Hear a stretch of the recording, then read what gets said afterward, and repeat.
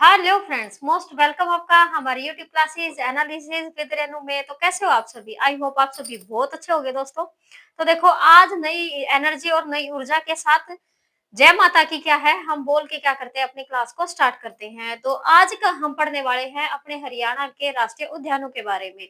अगर हम संख्या में देखें तो हमारे राष्ट्रीय उद्यान हमारे हरियाणा के अंदर हम 2 देखते हैं। कल मैंने जो आपको पढ़ाया था, कल हमारे राष्ट्रीय अभ्यारण्य के बारे में मैंने अपने वाइल्ड लाइफ सेंचुरी के बारे में आपको बताया था, जो हमारे हरियाणा के अंदर 8 है। लेकिन आज की क्लास की क्या रहने वाली है, इंपॉर्टेंट रहने वाली है। क्या इंपॉर्टेंट रहने वाली है? राष्ट्रीय पार्क, राष्ट्रीय उद्यान के बारे में पढ़ने वाले हैं, जो हमारे हरियाणा के अंदर जिनकी संख्या हम कितनी देखते हैं, 2 देखते हैं। एक तो हमारे क्या है, कलेसर राष्ट्रीय उद्यान या राष्ट्रीय पार्क हम बोल सकते हैं, कलेसर। एक हमारा आ जाता है सुल्तानपुर, सुल्तानपुर राष्ट्रीय उद्यान। अगर इनके जिलों की बात करें तो हमारा ये आएगा जब यमुनानगर के अंदर। कहाँ है ये? हमारे यमुनानगर के अंदर आएगा।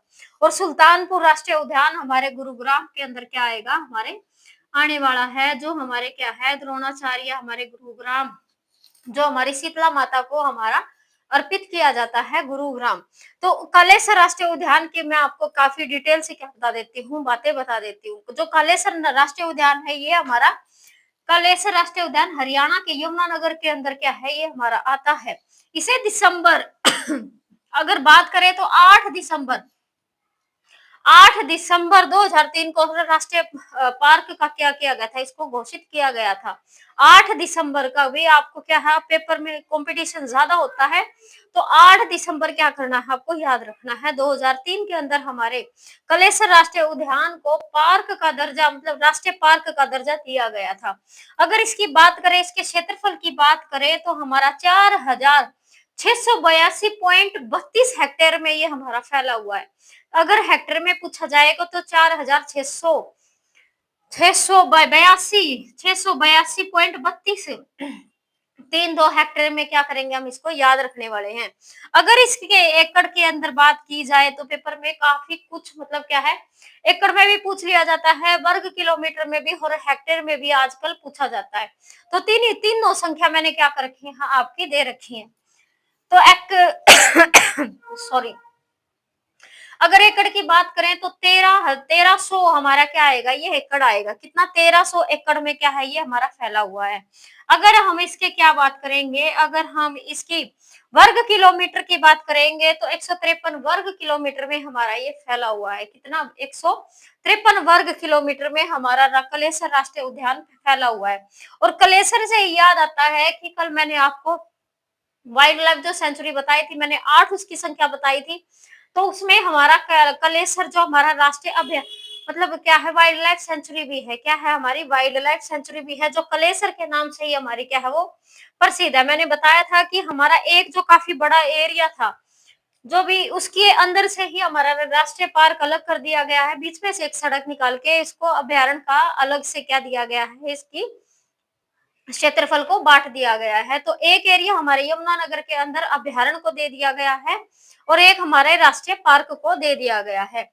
ऐसे अगर बात करें तो इसके अंदर सबसे ज्यादा हमारे वृक्ष देखे जाते हैं। साल के वृक्ष सबसे ज्यादा इसके अंदर प्रसिद्ध है।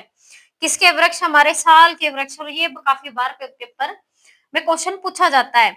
अब अगर आगे बात करें तो इसके अंदर और भी कई पेपर में क्वेश्चन पूछे जाते हैं, कौन कौन से पेड़ इसमें मुख्य रूप से पाए जाते हैं।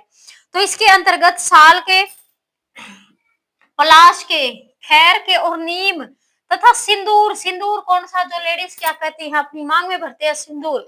तो सिंदूर का भी क्या होता है, हमारा पेड़ होता है। और वो हमारे सिंदूर का पेड़ हमारे यमुनानगर के अंदर कालेसर राष्ट्रीय उद्यान के अंदर हमारा पाया जाता है।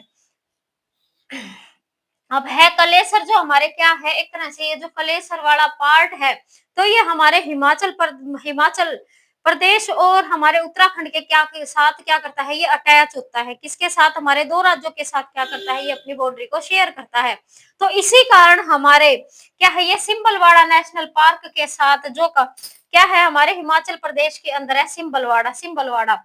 ऐसे ही हमारे उत्तराखंड के राजाजी नेशनल पार्क के साथ क्या करता है, अपनी बाउंड्री को शेयर करता है। और राजा जी से और हमारे सिंबलवाड़ा से यहाँ पर काफी बार क्या देखे जाते हैं, वहां से हाथी आ जाते हैं, वहां से टाइगर वगैरह भी हमारे क्या है ये देखे जाते हैं, बाघ वगैरह भी यहाँ पर काफी बार घूमते हुए आ जाते हैं और कुछ टाइम के बाद ये वापस चले जाते हैं। काफी बार ये क्या है ये देखे गए हैं, लेकिन हमारे यहाँ पर ऐसा कोई मतलब इस राष्ट्रीय उद्यान के अंदर ऐसा कुछ नहीं है भाई उनके लिए स्पेशल कुछ है। ये वाले हमारे राजा जी और सिंहलवाड़ा जो नेशनल पार्क है, जो हमारे हिमाचल प्रदेश के हैं और उत्तराखंड के हैं, इनका एरिया काफी ज्यादा है, पहाड़ी इलाका है, तो वहां के एरिया ज्यादा होने के कारण वहां पर ज्यादा ये जंगली जीव ज्यादा पाए जाते हैं।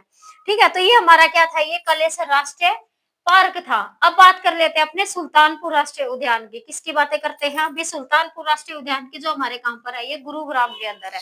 कहां पर, हमारे गुरुग्राम के अंदर है। अगर इसकी स्थापना की बात करें तो 1971 में इसकी क्या हुई थी, स्थापना हुई थी सुल्तानपुर। लेकिन इसकी स्थापना एक अभ्यारण्य के रूप में क्या की थी, हमने इसकी स्थापना की थी, मतलब एक अभ्यारण्य के रूप में, एक विहार के रूप में। यहाँ पर काफी टाइम से ही पहले ही यहाँ पर क्या आते थे, पक्षी ज्यादा आते थे। तो यहाँ पर एक आदमी था, कौन था वो, सलीम अली। और वो क्या थे, एक स्पेशलिस्ट थे हमारे पक्षियों के, क्या थे वो, मतलब डॉक्टर थे। तो वो देखते थे कि यहाँ पर काफी ज्यादा पक्षी आते हैं, क्या आते हैं, यहाँ पर पक्षी आते हैं। तो उन्होंने क्या बनाया, उनके लिए थोड़ा सा पानी वगैरह की यहाँ पर क्या कर दी उन्होंने, सुविधा कर दी। तो इसी वजह से और भी ज्यादा यहाँ पर संख्या बढ़ने लगी। और वो डॉक्टर थे और पक्षियों के प्रेमी थे वो एक तरह से।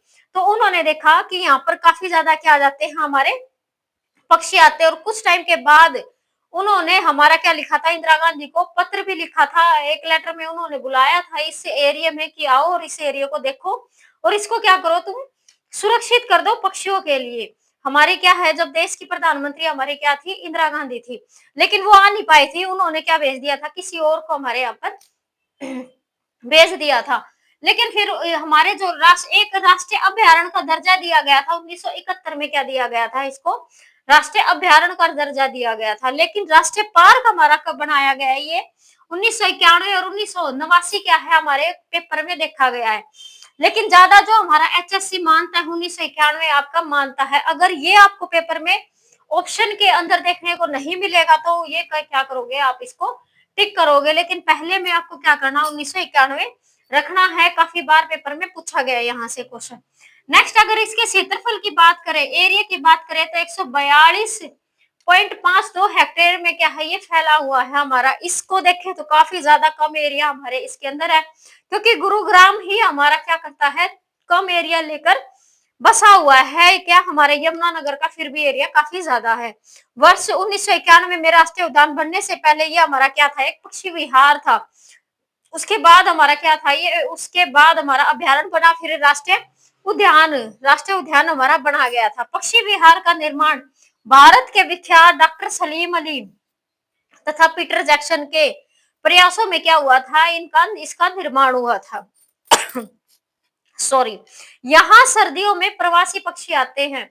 प्रवासी क्या है, आते हैं यहाँ पर दूसरे देशों से हमारे क्या आ जाते हैं, यहाँ पर पक्षी यहाँ पर आते हैं सर्दियों में। सर्दियों में मतलब क्या है, जब हमारे उत्तर पोल पर ज्यादा ही, नॉर्थ पोल पर बहुत ज्यादा सर्दी हो जाती है, तो वहां से सारस आते हैं यहाँ पे उत्तर पोल से। तो नॉर्वे वगैरह जो देश है हमारे काफी ज्यादा ऊपर है हमारे, तो वहां से उड़ के यहाँ पर इतनी दूर का ट्रेवल करके क्या आते हैं हमारे इस एरिया में आते हैं। और थोड़ी सी मार्च अप्रैल के मौसम में क्या हो जाते हैं, अपना वहां यहाँ से फिर अपने देश लौट जाते हैं।